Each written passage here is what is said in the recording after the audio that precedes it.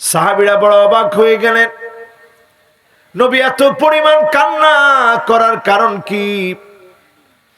আল্লাহর নবী বললেন, সব নবীদেরকে উম্মতের ব্যাপারে সাক্ষী দেওয়া লাগবে। সাইয়্যিদুল মুরসালিন নবী অন্য সব নবীর ব্যাপারে সাক্ষী হিসাবে আল্লাহ দাঁড় করায় দিবেন, উম্মতের ব্যাপারেও সেদিন খবর নেবেন। নবী এই জন্য কাঁদলেন, জীবনে কোনদিন উম্মতের দেখেন নাই। 1450 বছর পরে বাংলাদেশ নামক দেশে আল্লাহর নবীর যেই পেয়ারা উম্মত গুলা আসবে, রংপুরের গঙ্গা চড়ায় বসে, চর এলাকার ভিতরে বসে নবীর প্রেমে উদ্ভাসিত হয়ে আল্লাহর নবীর কথা মনে করে যারা কেঁদে দিবে, এমন উম্মতের কথা মনে পড়ে যাওয়ার কারণে নবী কাঁদলেন। সাহাবীদের সামনে বসে নবী বয়ান করতেছেন। আল্লাহর নবী বলছেন, ওয়াদিতু লাউ রাইনা ইখওয়ানানা, আমার মন বড় চায় এক নজর যদি আমি আমার ভাইগুলাকে দেখতে পেতাম। সাহাবীরা আরজ করলেন, ও নবী, আমরা কি আপনার ভাই নই? যেই সাহাবীরা নবীর জন্য জীবন দিতে পারে, তীরের আঘাত খেতে পারে, তরবারির সামনে দ্বিখণ্ডিত হয়ে যেতে পারে, সেই সাহাবীরা ভালোবাসা নিয়ে বললেন, নবী আমরা কি আপনার ভাই না? আল্লাহর নবী বলেন, না, তোমরা আমার ভাই নও, বাল আনতুম আসহাবী, তোমরা তো আমার সাহাবী। ভাই হবে তারা যারা অনেক পরে আসবে। মান আমানা বি ওয়া লাম ইয়ারানি, জীবনে কোনদিন দেখবে না, না দেখে যারা ঈমান আনবে তারা হবে আমি নবীর ভাই। একটু মহব্বত নিয়ে বলেন তো দেখি, নবীজি ভাই বলে ডাকছেন কাদেরকে? একটু বুকের মধ্যে হাত দিয়া বলেন যে হুজুর আমাদেরকে নবীজি ভাই বলে ডাকছেন। বলেন কাদেরকে? সবাই একটু বুকটার মধ্যে হাত দিয়ে মহব্বত নিয়ে বলেন মাশাআল্লাহ। অনেকে চিন্তা করছেন হুজুর আজকেও নামাজ পড়ি নাই, নবী আমারে বুঝি ভাই কইছে। একটু মহব্বত নিয়ে কোন যে আমারে নবী ভাই বলে ডাকছে কাদেরকে? শুধু তাই না আমার ভাইরা, সিজদার ভিতরে নবীজি চলে যেতেন। সিজদার ভিতরে চলে যাওয়ার পরে আম্মা জান আয়েশা বলেন, নবীজির কান্নার আওয়াজ এত জোরে জোরে আওয়াজ হতো, আজিজুন কাজিজিল মিরজাল, গরম পানি ফুটাইলে যেভাবে টকবক টকবক করে ফুটে, নবীজির ভিতর থেকে ফুটন্ত গরম পানি ফুটলে যেমন গড়গড় গড়গড় করে আওয়াজ হয়, নবীজির ভিতর থেকে এইভাবে আওয়াজ বের হতো। আম্মা জান বলেন, আমার ঘুম ভেঙে যেত, আমি আমার কানটাকে নবীজির জবানের সামনে নিয়ে যেতাম।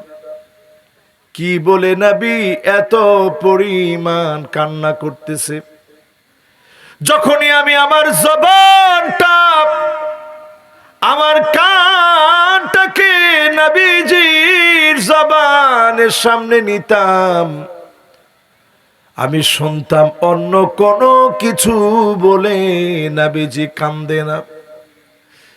নবীজি আল্লাহর কাছে কান্দে আর বলে, আল্লাহুম্মা উম্মতি,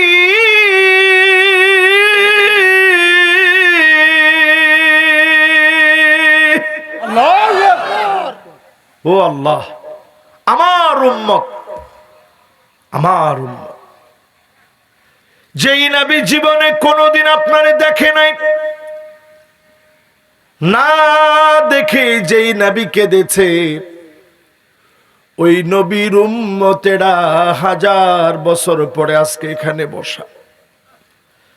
1450 বছর পরে নবীজির জন্য এখানে বসছেন। জীবনে কোনোদিন নবীরে দেখি নাই। নবীর কথা শুনলে পরে মনটা বড় নরম হয়ে যায়। বারবার মনে হয় আমার নবী দেখতে না জানি কেমন ছিল। অনেক পরে আমরা আসছি, নবীরে ছুঁয়ে দেখতে পারি নাই, হাত দিয়ে নবীজির স্পর্শ করতে পারি নাই, নবীজির চেহারা দেখে দুইটা চোখ শান্ত বানাতে পারি নাই। ফিতনা ফাসাদের এই সময়ে গুনাহ করা বড় সহজ। ও নবীর উম্মতের আল্লাহর হাবিব বলে গেছেন, এমন সময় আসবে হাত্তা তাদতরিবা লিয়াতু নিসাই দাউসিন কালদিল খলাস। নবীর উম্মতেরা নাচ গান নিয়ে থাকবে, মেয়েরা বেপরদা হয়ে যাবে, অশ্লীল ড্রেসগুলা পরবে, অর্ধ উলঙ্গ হয়ে নারীগুলা নাচানাচি করবে। এখন বলেন তো দেখি এটা সত্য হয়েছে কিনা? সবাই একটু আওয়াজ দিয়ে বলেন তো সত্য? তো নবী কত বছর আগে বলছে এটা?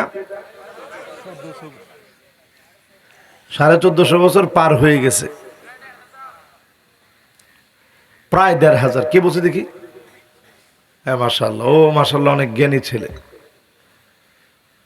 মনটা বড় নরম হয়ে গেছে আজকে আপনাদের এখানে আইসা। এই যে নবীর উম্মত, এই উম্মতের এক একজনের দাম কত? এক একজনের দাম এত বেশি, আসমান আর জমিনের নিচে নবীর উম্মতের এক ফোঁটা রক্ত কাবার চাইতে কম দামি না। জোরে কোন আল্লাহু আকবার। একজন মুসলমান যদি মার খায়, মাজলুম হয়, কাবার সম্মান রক্ষা যেমন দামি, মুসলমানের পক্ষে থাকা এমন দামি। সেই মুসলমান হয়ে নবীর উম্মত হয়ে আমরা বসেছি। হিসাব মিলায় দেখেন, সারা দুনিয়ার ভিতরে নবীর উম্মতেরা মার খাওয়া শুরু হয়ে গেছে। সিজদায় গিয়ে যে নবী আমার জন্য কাঁদলেন, আয়াত নাজিল হওয়ার পরে যেই নবী কাঁদলেন, নামাজের তেলাওয়াতে উম্মতের কথা আসলে নবীজি কান্না শুরু করে দিতেন। জীবনে কোনদিন আমার আপনার চেহারা নবীজি কোনদিন দেখে নাই। না দেখে নবী যদি এত পরিমাণ মায়ার কারণে কাঁদে, জান্নাতের দরজায় গিয়ে নবীজি নক করবে, ফেরেশতা বলবে কে আপনি? নবীজি বলবে আনা মুহাম্মদ, আমি মুহাম্মদ সাল্লাল্লাহু আলাইহি ওয়াসাল্লাম আসছি। জোরে কোন আল্লাহু আকবার।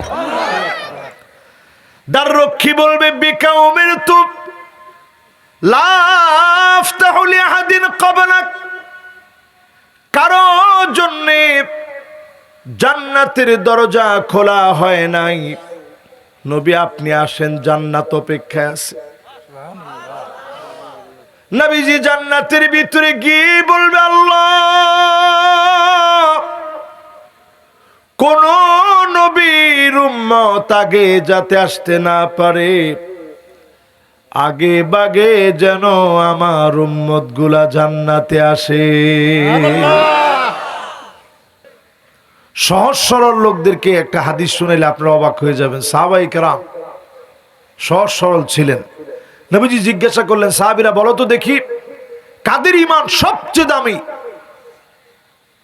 সাহাবায়ে কেরাম একটু চিন্তা ভাবনা করে বলতেছে, নবী সবচেয়ে দামি হচ্ছে ফেরেশতাদের ঈমান। তারা যে আল্লাহর উপর ঈমান আনছে, তো নবীজি বলতেছে ফেরেশতারা ঈমান আনবে না যাবে কই? সার্বক্ষণিক আল্লাহ সব বিষয়গুলো তারা দেখতেছে, তো তারা ঈমান আনবে না, ঈমান আনবে কে? একটু ভাইবা চিন্তা বলো, কাদের ঈমান দামি? মাশাআল্লাহ, আমরা তো আজ মুখস্থ। এবার নবীজি আবার জিজ্ঞাসা করলো কাদের ঈমান দামি? সাহাবায়ে কেরাম বলতেছে নবীদের ঈমান দামি। সঙ্গে সঙ্গে নবীজি বলতেছে নবীরা তো ঈমান আনবেই, আল্লাহ পাক নবীদেরকে নির্বাচিত করছে, তো নবীরা ঈমানের বাইরে যাবে কই? নবীরা সব মাসুম। জোরে করে আল্লাহু আকবার। বলো কাদের ঈমান দামি? সাহাবায়ে কেরাম আরেকটা বার বললেন সবচেয়ে দামি হচ্ছে এই জমিনের ভিতরে আমাদের ঈমান, আমরা যে ঈমান আনছি। সাহাবায়ে কেরাম বলতেছে যে সাহাবীদের ঈমান সবচেয়ে দামি। আল্লাহর নবী বললেন ও আনা ফীকুম, আমি নবী তোমাদের মাঝে আছি, কেমনে তোমরা ঈমান না আনবে? অথচ আমার এমন কিছু উম্মত আসবে মান আমানা বি ওয়া লাম ইয়ারানি, জীবনে কোনদিন আমাকে দেখে নাই, না দেখে যারা ঈমান আনবে তাদের ঈমান হবে সবচাইতে দামি ঈমান। তাহলে বলেন সবচাইতে দামি ঈমান কাদের? জোরে। এই ফিতনার জামানায় প্রশ্ন করি, এরকম মোবাইল আছে আপনাদের? এরকম না থাকলেও তো আছে না? সবার না থাকলেও বন্ধু বান্ধবের তো আছে। আর দাদার না থাকলে কি হবে? নাতির আছে। এক একটা ঘরের ভিতরে এরকম মোবাইল এখন 3টা 4টা, কারো মোবাইল আরো বেশি। আর একটুখানি নেতা হইলে এক নেতার 3টা। কি শুরু হয়েছে কোন? হিসাব করে দেখেন মুসলমান, চিন্তা ভাবনা করে দেখেন মুসলমান। নবীজি বললেন পৃথিবী ব্যাপী একটা ফিতনা সব দিকে আসবে, নাম হবে ফিতনাতুদ দুহাইমা। দুহাইমা নামক ফিতনা। সাহাবায়ে কেরাম প্রশ্ন করলেন নবী এটা আবার কেমন ফিতনা হবে? আল্লাহর নবী বললেন লাতমাতহু লাতমাতান, এই ফিতনা সব দিকে চপেটাঘাত করবে। চপেটাঘাত বুঝেন? চপেটাঘাত মানে থাপ্পড় মারা। থাপ্পড় মারা বুঝেন? আপনারা রংপুরের ভাষায় কি বলেন? চোর মারা বুঝেন না? তো নবীজি বললেন একটা ফিতনা আসবে শেষ জমানায়, সব ঘরে চটকানা মারবে, চর মারবে। এবার বুঝছেন তো সবাই? এবার যদি চটকানাটা একটু কঠিন আর কি, যেন চর মারাটা সহজ না। আপনাদের যে চর মারা এটা তো সহজ, উচ্চারণ করতেও সহজ, সব দিকে সহজ। তো নবীজি বললেন একটা ফিতনা এসে সব ঘরে চর মারবে। আচ্ছা কোন ফিতনা ঘরে চর মারছে একটু হিসাব মিলায় দেখেন। এক একটা ছেলে এখন অনেক্স বেড সহ, মেল বেড সহ, প্রত্যেকটা ছেলে, একজন ছেলে 10টা 15টা জুয়ার সাইটে ঢুকে প্রতিনিয়ত এখন জুয়ার দিকে এখন যুব সমাজ দৌড়াচ্ছে। দেখছেন এটার মধ্যে ঠিকটাও কত জোরে বলছেন। আমাদের ছোটবেলায় মানুষ লুডু খেলতো, লুডু লুডু এরকম, কিন্তু এখন আর এরকম দেওয়া লাগে না, ডাইরেক্ট এখন মোবাইলের ভিতরে টাকা সহ। সমাজ আজ ধ্বংস হয়ে যাচ্ছে। বারবার আমি সতর্ক করে এসেছি পূর্ব দিকে ভূমিকম্প হবে। মায়ানমারে ভূমিকম্প হয়েছে, ও মুসলমান সজাগ হয়ে যান। থাইল্যান্ডে ভূমিকম্প হয়েছে। 2024 সনে 39 বার বাংলাদেশে ভূমিকম্প হয়েছে। শক্তিশালী একটা ভূমিকম্প যদি হয়, বাংলাদেশ 100 বছরের জন্য পিছায় যাবে। টেকটনিক প্লেট গুলা ফাঁকা হয়ে গেছে। ভারতের পূর্ব দিকের অঞ্চলে ভূমিকম্প হবে।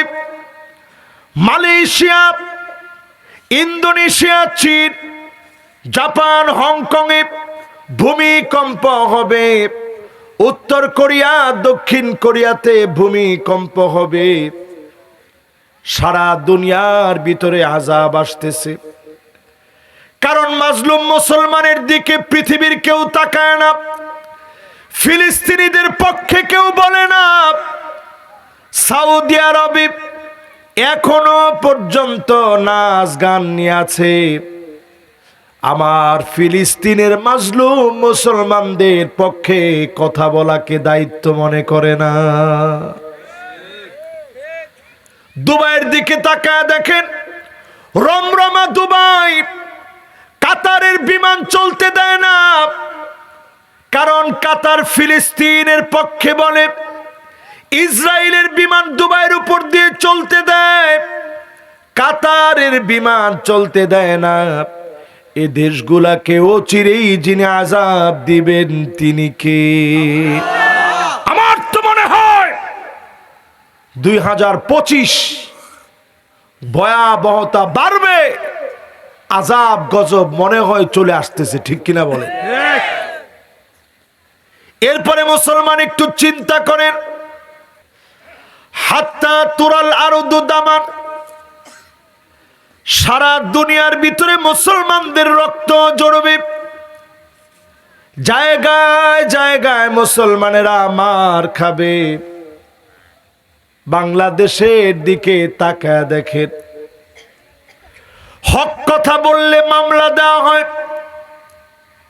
কেউ তো কিছু বললেন না, আর একটু জোরে কোন তো ঠিক। এটা কি বন্ধ হয়ে গেছে আপনাদের কাছে মনে হয়? বন্ধ হয় না। এই পৃথিবীতে 5টা শাসন আসবে। থাক, অসুবিধা নেই, বাচ্চারা একটু খেলাধুলা করবে। বাজান তোমরাও শোনো, থাক, ওরা একটু মনোযোগ নিয়ে শুনুক। এরাই তো আমাদের সম্পদ। আমরা ফিলিস্তিন নিয়ে যতটা না ভাবি, ওরা ফিলিস্তিন নিয়ে এর চেয়ে বেশি ভাবে। আপনারা গিয়ে দেখবেন, ওরা খেলার ছলে ওরা পতাকাটা আঁকতে গেলে ফিলিস্তিনের পতাকাটা আগে আগে, ফিলিস্তিনের পতাকাটা ওরা আগে আঁকে।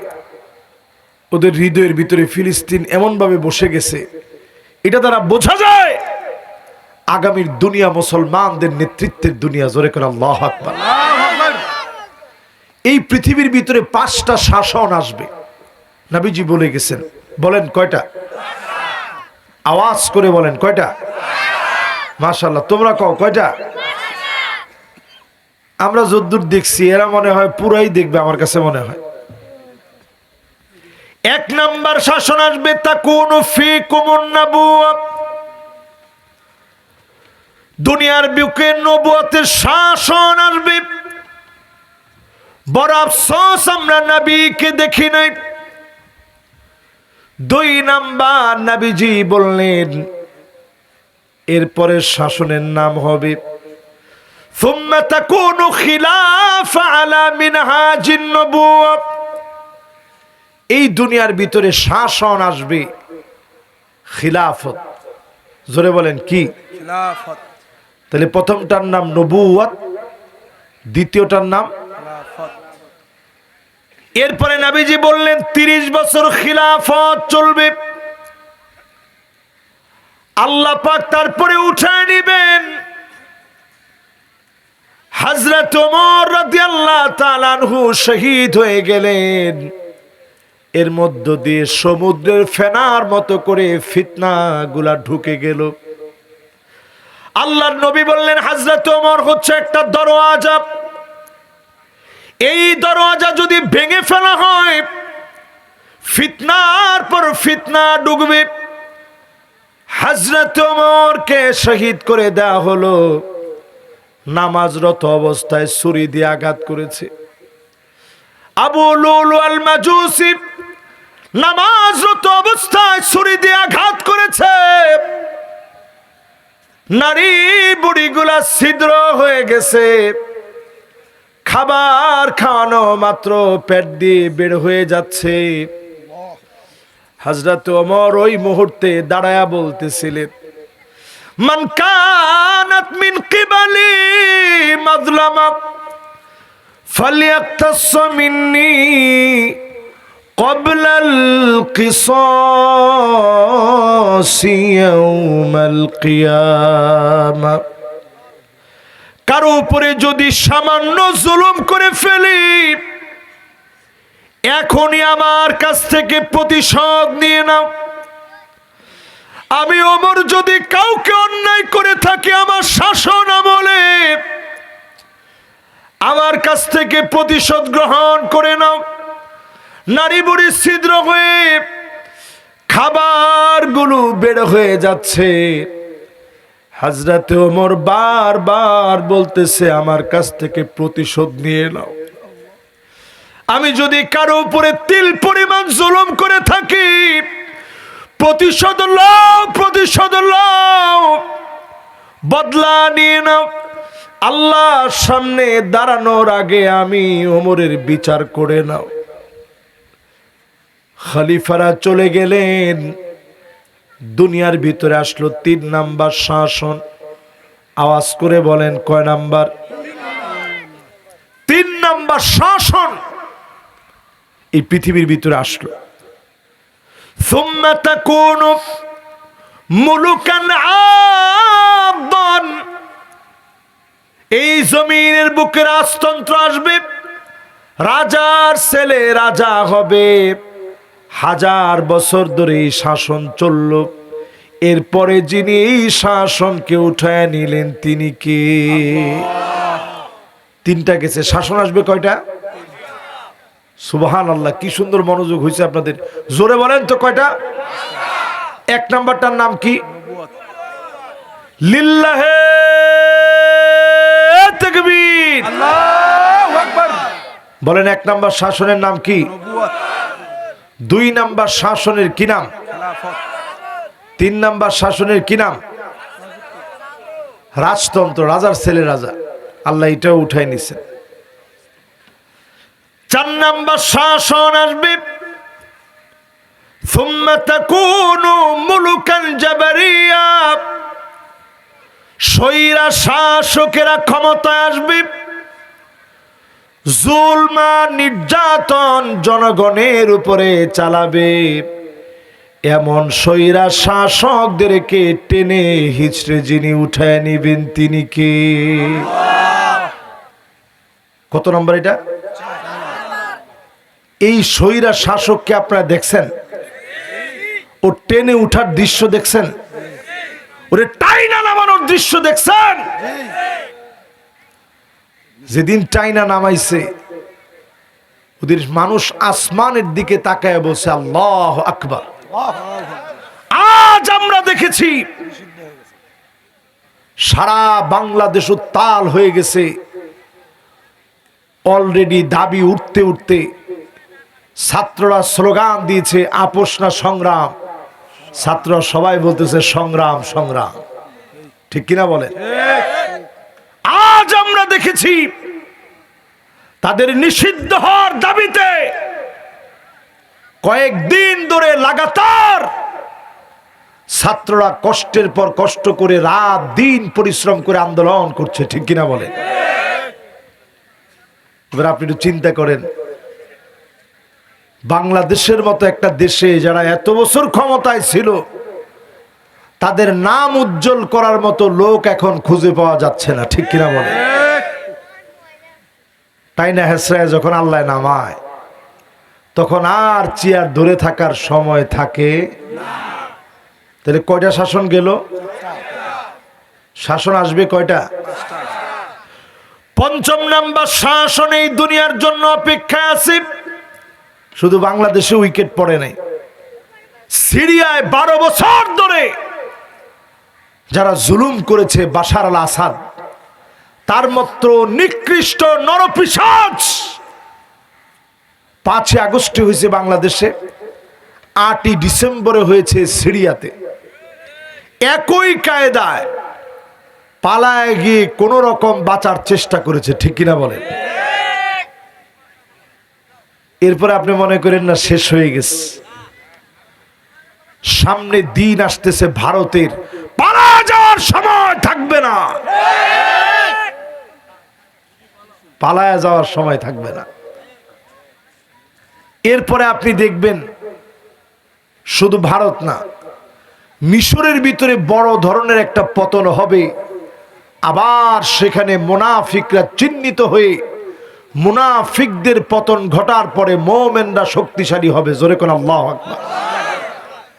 তিউনিসিয়াতে গণ একটা জাগরণ উঠবে, লিবিয়ায় নতুন করে জেগে উঠবে, আরব বসন্ত নতুন করে শুরু হয়ে যাবে।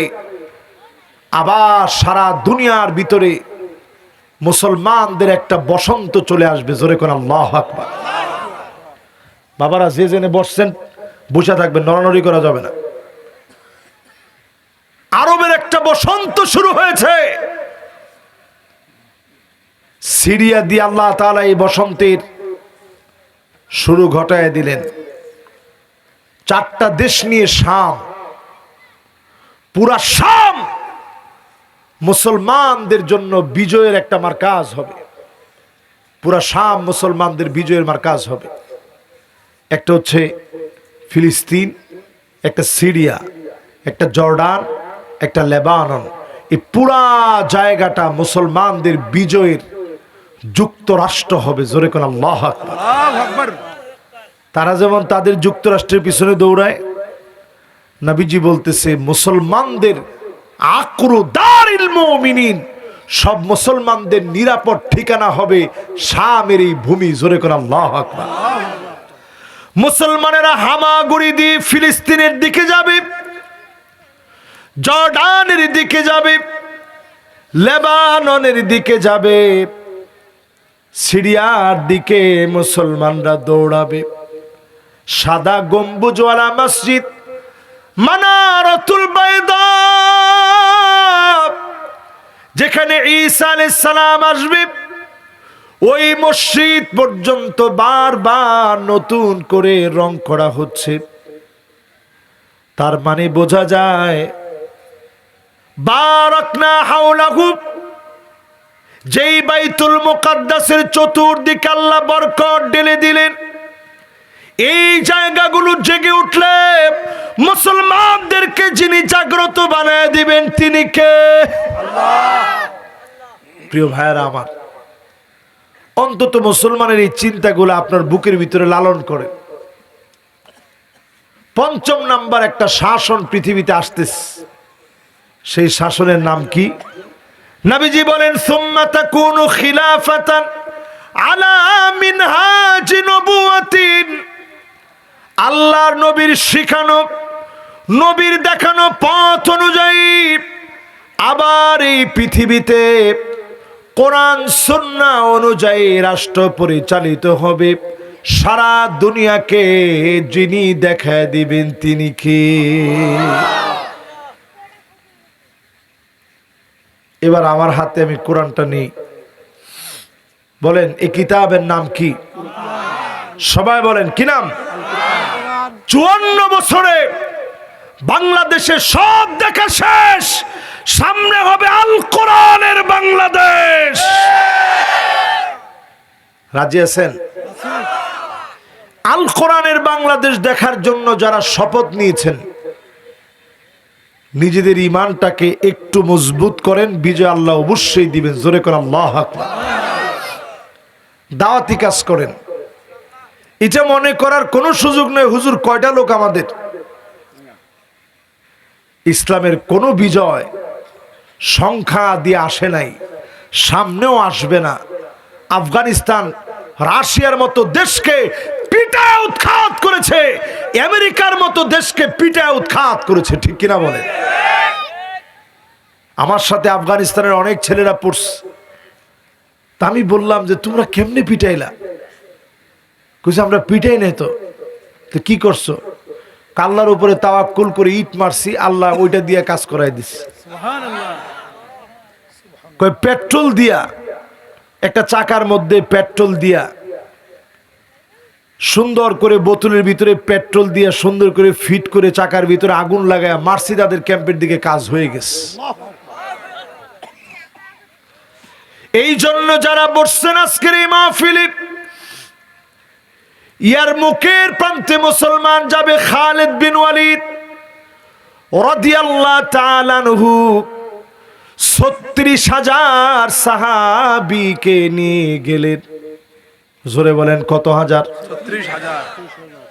রোমক সম্রাটের সৈন্য ছিল ২.৫ লক্ষাধিক। ইতিহাসের পাতায় আজও লেখা আছে ওই যুদ্ধে তাদের অংশগ্রহণ করার জন্য সৈন্য আসছে ২,৪০,০০০। আর আমরা কত? ৩৬,০০০। আর রোমক সম্রাটের সৈন্য কত? ২,৪০,০০০। ২.৫ লাখের ভিতরে যুদ্ধ অংশগ্রহণ করছে কত? ২,৪০,০০০। রোমক সম্রাটের ২,৪০,০০০ সৈন্য আসছে মুসলমানের বিপক্ষে। আর মুসলমান কত? তাহলে এবার একটু হিসাব করে বলেন, আপনারা তো হিসাবে মাশাআল্লাহ পাকা। ২,৪০,০০০ বেশি না ৩৬,০০০ বেশি? যেমন এখন পৃথিবীর ব্যাপী পরাশক্তি হিসাবে সারা দুনিয়া আমেরিকারে গুণে চলে, আমেরিকা, ঠিক সেই সময়ে রোমকদেরকে সারা দুনিয়া সে সময় মনে করত রোমকরা সব চাইতে শক্তিশালী, রোমকরা সব চাইতে পাওয়ারফুল। এরকম সৈন্যদের সঙ্গে মুসলমানরা গেছে ৩৬,০০০। আর তারা কত? ২,৪০,০০০। কত বেশি? কারা কত বেশি? কে বলছে দেখি? মাশাআল্লাহ, ও হিসাবে ভালো। ২,০৪,০০০। ঠিক আছে, ২,০৪,০০০ বেশি তারা আমাদের চাইতে, আমরা ৩৬,০০০। রোমক সম্রাট মুসলমানদের সংবাদ শুনেই চীনের সম্রাটের কাছে চিঠি লিখছে যে, চীন ভাই কিছু সৈন্য আমাদেরকে পাঠাও, মুসলমানরা আসতেছে ৩৬,০০০। চীনের সম্রাট সে কিন্তু মুসলমান না, সে উল্টা চিঠি লিখা বলছে, ইন্না কওমান লাউ আরাদু আইয়াখলা আল জাবাল লাখালাউ।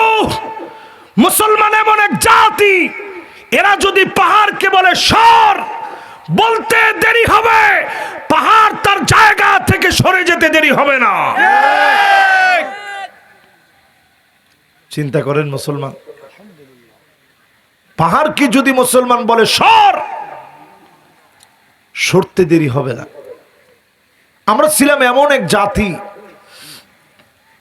পাহাড় পর্যন্ত বললে সরে যেত। এটা আমরা বলি না, এটা চীনের সম্রাট বলছে। আচ্ছা, এই কথা বলার পরে রোমক সম্রাটের সাহস কমছে না বাড়ছে? যে লোক আগে আমাদেরকে ভয় পাইতেছে যে হাই রে হাই ৩৬,০০০, এর মধ্যে যখন বলছে মুসলমান যদি বলে পাহাড় সর, পাহাড় সরে যাবে, কি পরিমাণ ভয় পাইছে। কাটা তার দিয়া তার পুরা অঞ্চলকে পুরাটা ব্যারিকেড দিয়ে রাখছে। আমি নিজে ওই জায়গায় গেছি, গিয়ে আমার বুক ফেটে কান্না আসছে, এটা মনে করে যে আহারে আমিও তো একটা মুসলিম। খালিদ বিন ওয়ালিদ ইয়ারমুকের প্রান্তে দাঁড়ায় ক্ষুধা পেটে ১৫ দিন সফর করে আসছে, খাবার নাই, পানি নাই, পেশাব করতে গেলে রক্ত পেশাব হয়। এমন সাহাবীদেরকে নিয়ে তিনি বললেন, ও সাহাবীরা শোনো, একজন আমরা পিছনে হেঁটে যাব না, একজন পলায়ন করব না। আমার চোখের সামনে আমার ভাই যদি শহীদ হয়ে যায়, আমি নিজে শাহাদাতের তামান্নায় নিজের সিক্ত বানাব, আমি ওই জমিনে শহীদ হয়ে যাব, পিছপা হয়ে যাব না। খালিদ বিন ওয়ালিদ যখন কথাটা বললেন, সাহাবায়ে কেরামের আগ্রহ বেড়ে গেছে।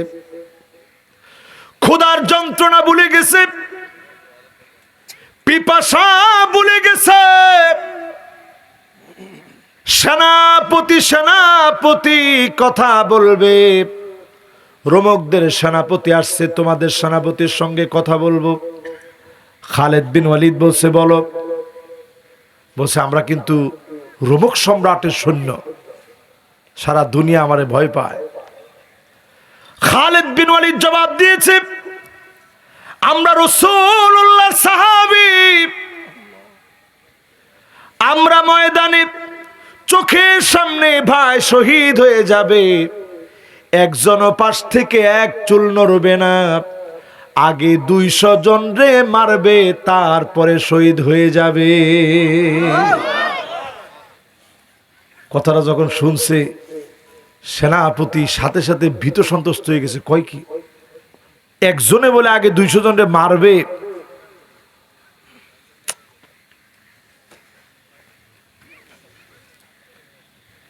একজনে বলে আগে 200 জনে মারবে, তারপরে শহীদ হবে। একজনরে মারলে একজন নাকি পাশ থেকে নড়বেও না। 5 আগস্টের দিকে তাকান, তাদের প্রশাসন শুধু ওই দিনের আন্দোলনের ব্যাপারে বলছে, যেইটারে মারি ওইটা মরে, পাশেরটা নড়েও না। জোরে কোন আল্লাহু আকবার। আরো তো অনেক আন্দোলন বাংলাদেশে হয়েছে, কিন্তু সব আন্দোলনের ভিতরে যুবকদের এই আন্দোলন আমাকে অনুপ্রাণিত করেছে। আমার কাছে মনে হচ্ছে এর শুরু থেকে শেষ পর্যন্ত বিজয় আমার আল্লাহ দিয়েছে। ঠিক কিনা বলে? কি কথা দেখেন, যেটারে মারি ওইটা মরে, এ কথা বলছে খালেদ বিন ওয়ালিদ। যেটা মরবে, শহীদ হবে, পাশের জন নড়বেও না। আমরা দেখেছি এই যুগেও খালেদ বিন ওয়ালিদের উত্তরসূরিরা 7 জন মরে গেলে পালায়া যায় না। জোরে কোন আল্লাহু আকবার। এই মাহফিলের ভিতরে যারা বসলেন, যতজন এই মাহফিলে শুনছেন, খালেদ বিন ওয়ালিদ সেনাপতিরে বলল, আসলিম তাসলাম, ইসলাম গ্রহণ করো, শান্তি পাবা। তোমরা আসছো যুদ্ধ করার জন্য, আর আমরা আসছি জিহাদ করার জন্য। যুদ্ধ করতে গিয়া তুমি শুধু বিজয়ের চিন্তা করবা, একজন মরলে আরেকজন দৌড় মারবা। আর আমার সঙ্গে যারা আছে, একজন মরলে আরেকজন শহীদ হওয়ার জন্য পাগল পাড়া হয়ে যাবে।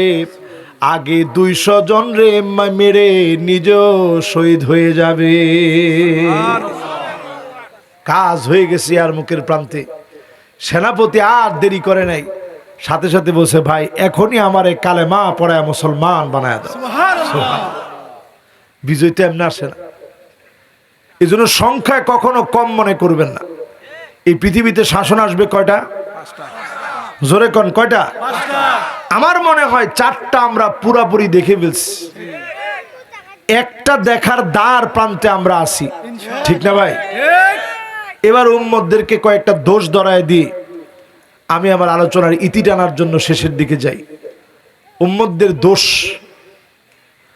এই শেষ জামানায়, মাশাআল্লাহ সবাই একটু মনোযোগ দিই, শেষ জামানায় উম্মতদের হালত কি হবে নবী 1450 বছর আগে বলে গেছেন।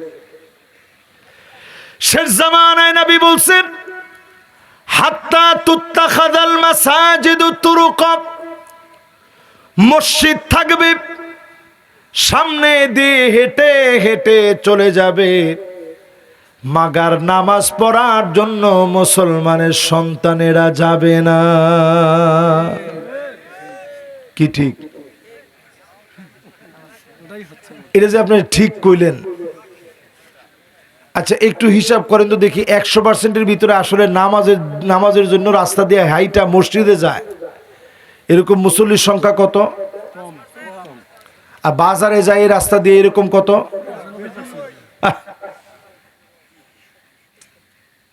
100-তে 100 এই রাস্তা দিয়ে বাজারে যায়, সব জায়গায় যাচ্ছে, মাগার মসজিদের রাস্তা দিয়ে হেঁটে গিয়ে আল্লাহর ঘর মসজিদে যায় না, ঠিক কিনা বলে? এরপরে নবীজি বলেন হাত্তা ইয়াবুদাল্লাত ওয়াল উজ্জা। 2 নাম্বার হাদিস এটি। মূর্তির সামনে গিয়ে মুসলমান মাথা নত করে দিবে। পূজা পার্বণে মুসলমান মূর্তির সামনে যাবে। ঘরে ঘরে এখন পুতুল রাখা আছে, আসেনি? কি পরিমাণ পুতুল এখন বাড়ছে একটু চিন্তা করেন। এত বড় বড় পুতুল ঘরের ভিতরে, নেতা নেত্রীর ছবি। 16 বছর তো এটা আমাদের জন্য ফরজ ছিল, ফরজ, ঠিক না? এটা বাধ্য করছে আমাদের উপরে। একটা কামেল মাদ্রাসা হোক, ওই মাদ্রাসার মধ্যে মাথার উপরে ছবি লটকায় রাখতে হতো। আমাদের নিজেদের প্রতিষ্ঠান আছে, তো আমি সেখানে পরামর্শ দিছিলাম যে একটা ডাকনার ব্যবস্থা করা হোক, যখন তারা আসবে তখন ডাকনাটা খুলে দিবেন, পর্দা দেওয়া। তো একদিন মন্ত্রী একজন আসছে, আয়সা বলছে যে কি ওইটা পর্দা দেওয়া কেন? কয় না পর্দা দেওয়া কারণ টিকটিকি তেলা পোকা বিভিন্ন রকমের ময়লা জমে যায়, তো এই জন্য ঢাইকা রাখছি যাতে সম্মান বেশি থাকে। একটু চিন্তা করেন, একটা কামেল মাদ্রাসা হওয়ার পরেও মাথার উপরে আলেমদেরকে পর্যন্ত বাধ্য করেছে ছবি লটকায় রাখতে। যদি আর কিছুদিন যাইতো, আপনারা এখন অনেকে চায়ের দোকানে বসে বলেন হুজুর যত যাই কোন আগেই ভালো ছিল। কিছুদিন যদি যাইতো, মসজিদের ভিতরে না লাগাইলেও অন্তত বারান্দায় জিয়ারত করে আপনার ঢোকা লাগতো। ওটার বিরুদ্ধে বলার মতো কোনো হুজুর আছে নাকি? এরপরে মুসলমান 3 নম্বরে কয়েকটা হাদিস শোনায় বিদায় নেই। ওরে আল্লাহ, বলতে বলতে 12:30 বেজে গেছে। চলবে মাশাআল্লাহ ফজর পর্যন্ত? আর সুবহানাল্লাহ, ওনার বয়স আমার ডাবল হবে আলহামদুলিল্লাহ, কিন্তু ইমানি হিম্মত আমাদের চেয়ে দুর্বল হয়নি, বরং বেশি আছে। আল্লাহ ওনারে কবুল মঞ্জুর করুক, পড়েন আমিন। হায়াতে তয়্যিবা বাড়ায় দেখ, পড়েন আমিন। মাশাআল্লাহ, মাদ্রাসা ছাত্ররাও মাত্র আসতেছে, বসেন হুজুর। মাশাআল্লাহ, এবার সবাই মনোযোগ দেন। 2 নাম্বার হাদিস গেছে, এবার 3 নাম্বারটা মিলায় দেখেন। ইয়াতাবাহান নাসু ফিল মাসাজিদ। মসজিদের ভিতরে ইমামকে বাধা দেওয়া হবে, খতিবকে বাধা দেওয়া হবে, মাইক টেনে নেওয়া হবে। এমন দৃশ্য সারা দুনিয়ায় চললেও বাংলাদেশে না।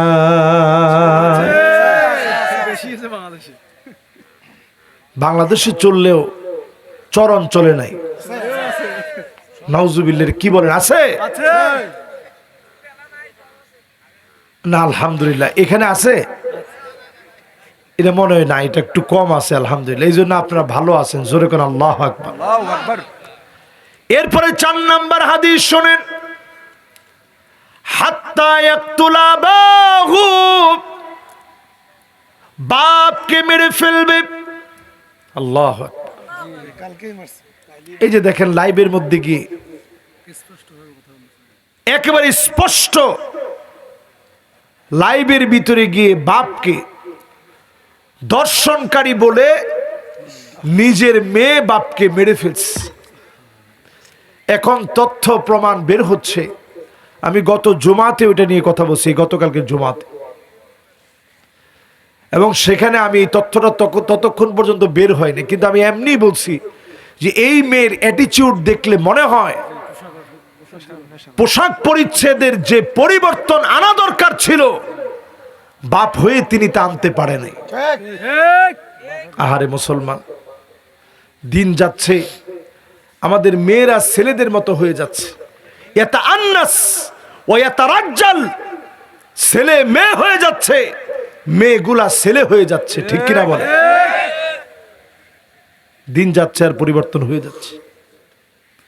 আজকেও দেখলাম এক মেয়ে আরেক মেয়েকে বিয়ে করার জন্য অনুসরণ করতেছে, তালা ভেঙে ফেলতেছে, যে তুই সব কথা দিয়া সব কিছু করছস, এখন তুই বিয়ে না করে যাবি কই? আমি চিন্তা করলাম নাউজুবিল্লাহি মিন যালিক, আল্লাহ কয় কি? কয়দিন আগে দেখলাম আরেকজন মেয়ে বলতেছে তারে না পাইলে আমি মরে যাবো, আর আমারে না পাইলে ও মরে যাবে। তো কইছে তোরা দুইজনই না মেয়ে? কয় দুইজন মেয়ে হইল। আপনি চিন্তা করেন কোন জমানায় আমরা বাস করতেছি। জমানার তো কোনো দোষ নাই, দোষ তো আমাদের। আমরা কিছু কইলেই কই যে হুজুর জমানাটা ভালো না। জমানা কিন্তু কোনো দোষ নাই। লা তাসুব্বুদ দাহার, জমানারে গালি দিও না। ফা ইন্নাদ দাহার, কারণ জমানা যেটা এটা আল্লাহ নিয়ন্ত্রণ করে। জোরে কোন আল্লাহু আকবার। এবার সবাই আমার দিকে তাকায় বলেন, 4টা হাদিস শুনাইছি, মিলে না? মিলে না। পঞ্চম নাম্বারটায় যাওয়ার আগে বলি, বাপকে শহীদ করে দিবে। রমজান মাসেও দেখলাম সন্তানের মোবাইল বাপ কেড়ে নিয়েছে, এজন্য নামাজরত অবস্থায় বাপকে শহীদ করে দিয়েছে। বাপ নামাজ পড়তেছে, সন্তানকে আঘাত করেছে। বাপ চিৎকার মেরে জমিনের মধ্যে সন্তানের নাম বলতে বলতে লোটায় পড়েছে। বাজান কি করলি? সারা জীবন বিদেশ থাকছে, সন্তানের সুন্দর ভবিষ্যতের জন্য দেশে এসে দেখে সন্তান সারাদিন মোবাইল আসক্ত। সহ্য করতে না পেরে টান মেরে মোবাইলটা নিয়ে গেছে। এই তো বাপ শত্রু হয়ে গেছে। কিয়ামতের দিন বহু বাপ আল্লাহর আদালতে জান্নাতে যাওয়ার আগে কাঁদবে। আল্লাহ পাক সেদিন ডাক দিয়ে বলবে, ও গোলাম, এখন তোমার চোখে পানি কেন? একটু পরেই তো তুমি জান্নাতে ঢুকবে, কেন তুমি কাঁদতেছো জান্নাতের দরজায় দাঁড়ায়? লোকটা বলবে, আল্লাহ, কোথায় আমার আদরের ছেলে? কোথায় আমার মেয়ে? কোথায় আমার কলিজার টুকরা সন্তান? আল্লাহ পাক বলেন, আলহাকনা বিহিম যুররিয়াতাহুম, তার সন্তানটারে নিয়ে আসো, তার সঙ্গে মিলা দাও। সেদিন বহু বাপ তাকায় দেখবে ছেলের গায়ে জাহান্নামের পোশাক, মেয়ের গায়ে জাহান্নামের পোশাক। চিৎকার করে সেদিন কাঁদবে, আল্লাহ কেন এমন হলো? যদি আজকে আপনি আপনার সন্তানরে বাঁচাতে চান, আদর করে মাথায় হাত বুলায়া সন্তানকে আদর করে বোঝানোর চেষ্টা করেন। সন্তানকে নরম সরম ভাবে বোঝান, ছোটবেলা থেকে হালাল খাওয়ান, নামাজের জন্য নিয়ে যান, ছোটবেলা থেকে তাওহীদ শেখান। কুররাতা আয়ুনি ওয়াজআলনা লিল মুত্তাকিনা ইমামা, ফলশ্রুতিতে এমন সন্তানকে যিনি নেতা বানায় দিবেন তিনি কে? এবার কেমন নেতা পরের হাদিসের মধ্যে শুনে। কত নম্বর হাদিস জানি? 5 নম্বর। 5 নম্বরে নবীজি বলেন, হাত্তা ইয়াসুদা কুল্লা কবিলাতিন মুনাফিকুহা, এলাকায় এলাকায় মুনাফিক নেতা হয়ে যাবে, মুনাফিকের নেতৃত্ব চলবে, অলিতে গলিতে মুনাফিক গুলা নেতাগিরি করবে। ঠিক কিনা বলেন? কি কি কি মনে হয়? এজন্য যদি বাঁচতে চান, নবীজি পরিষ্কার বলে দিছেন, ইমানের পথে নিজে চলেন, তাহলে সন্তান ইমানের পথে আসবে। এটা মানুষের সন্তান ভালো হয়, এটা বিবাহের অন্তত 15 বছর আগের থেকে যদি আপনি চিন্তা করেন যে আল্লাহ আমার সন্তানটা যদি ভালো হইতো তাইলে সন্তান ভালো হইতে পারে। পুরো যৌবন আপনি নষ্ট করে দিলেন, আহা কেমনে সন্তান মানুষ হবে? মাঝে মাঝে আমি আমার সন্তানের দিকে তাকাই এবং চিন্তা করি যে আল্লাহ আমার সন্তান, আমি যে অন্যায় করছি, আমার সন্তান এই অন্যায় করলে আমি কেমনে সহ্য করব?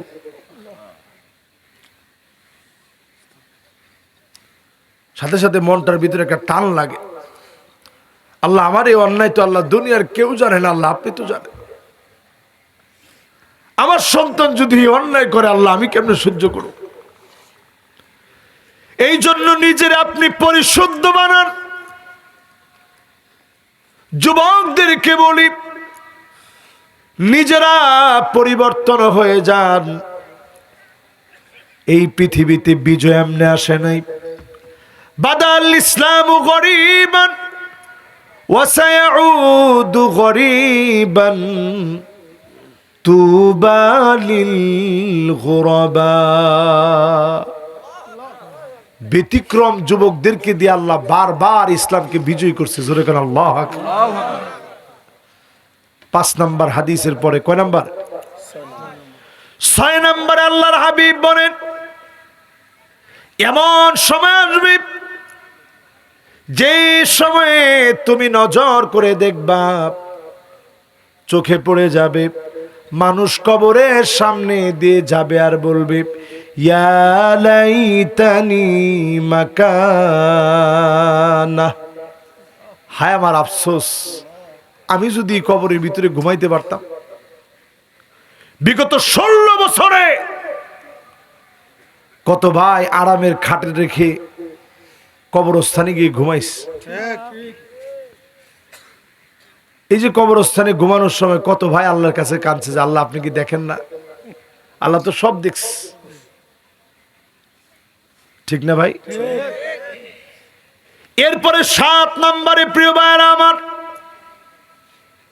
নবী আলাইহিস সালাম বলেন এমন সময় আসবে নিজের চোখে তাকায় দেখবেন সুম্মা ফাতহু বাইতুল মুকাদ্দাস, আবার বাইতুল মুকাদ্দাস গর্জে উঠবে, ইহুদিদের কবরস্থান হবে বাইতুল মুকাদ্দাস। ঠিক কিনা বলেন? দিন আসতেছে। এরপরে কয় নাম্বার? 7 নাম্বার শেষ। এরপরে কয় নাম্বার? 8 নম্বরে নবী আলাইহিস সালাম বলেন ইল্লা আলা হুসালাতিন মিনান নাস, অধিকাংশ লোকদের দিকে তাকায় দেখবেন, অধিকাংশ লোক থাকবে, লোকের ভিতরে ভালো মানুষ থাকবে না। 1000 বছর আগে পৃথিবীর জনসংখ্যা ছিল 25 কোটি, এখন আমাদের বাংলাদেশের জনসংখ্যায় 20 কোটির কাছাকাছি। কিন্তু হিসাব করলে আপনি দেখবেন ভালো মানুষের সংখ্যা কিন্তু কমে যাচ্ছে, ঠিক না? ঠিক। আল্লাহ যেন আমাদেরকে নেককার মানুষ বানায় দেয়, পরে না আমি। বাংলাদেশে অনেকে খারাপ বলে, আমি অলরেডি বহু দেশে গেছি, তাদের ভিতরে কিছু নীতি নৈতিকতা আছে, কিন্তু তাদের ভিতরে চরিত্র বলতে কিছু নাই, মানুষের মতো জীবন যাপন নাই, তাদের ভিতরে হাসি কান্না সুখ দুঃখ কিছুই নেই। আমি দক্ষিণ কোরিয়ায় গেছি, দেখলাম সুখী মানুষের আলামত হচ্ছে তারা সারাদিন ডিউটি করে এরপর আইসে একটু মদের বারে ঢুকে ইচ্ছা মতো মদ খায়, মাতলামি করে ঘরে যায়। কিসের বউ, কিসের পোলাবান, কিসের ছেলে, কিসের মেয়ে, যার যার তার গিয়ে ওইরকম ঘুমায় গেছে। সকাল সকাল আবার ঘুম থেকে উঠছে, কাজে বের হইতে হবে, মাতলামিটাও ছাইরা দিছে ঘুমের মধ্যে, সব শেষ, আবার আগের মতো জীবন।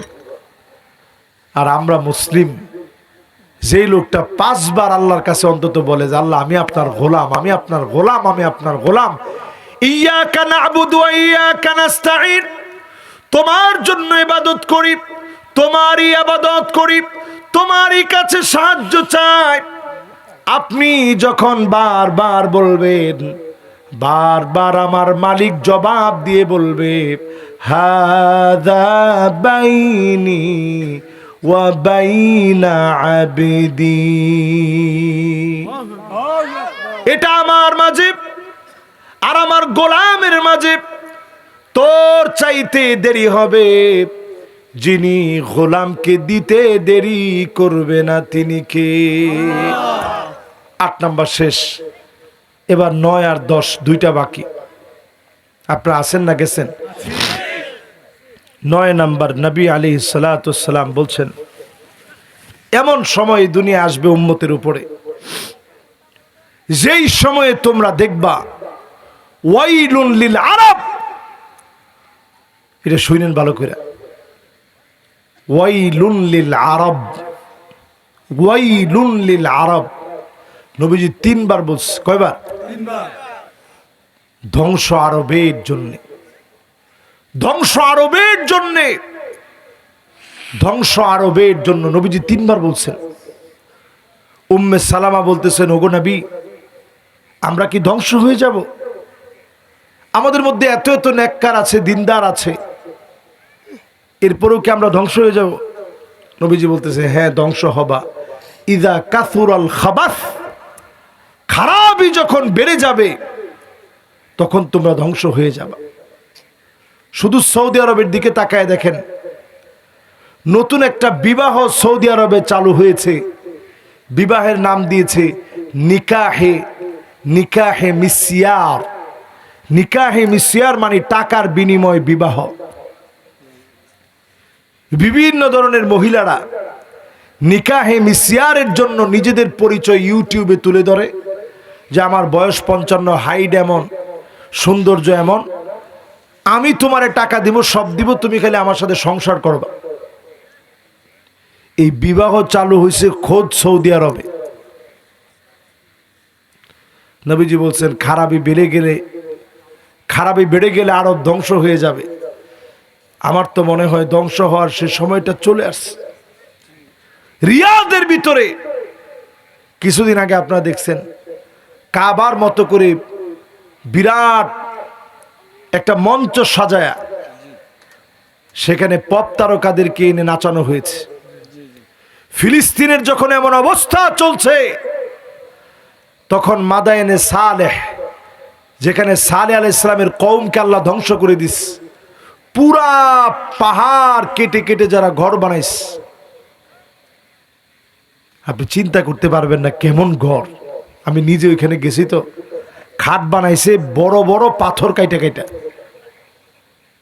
আমরা যে আমাদের বিভিন্ন আলমারি বানাই, এটার ভিতরে কাপড় চোপড় রাখি, তারা ওই যুগে আলমারি বানাইছে পাহাড় কাইটা, পাথরের পাহাড় নকশা কইরা, খোদাই কইরা।